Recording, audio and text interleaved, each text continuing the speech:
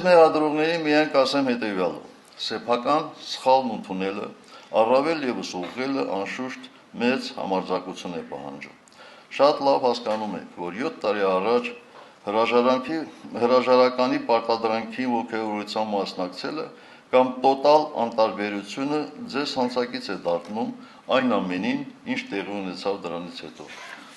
Ընդունել սեփական հանցակցությունը, ունենալ այդքան ազնվություն խոստովանելու,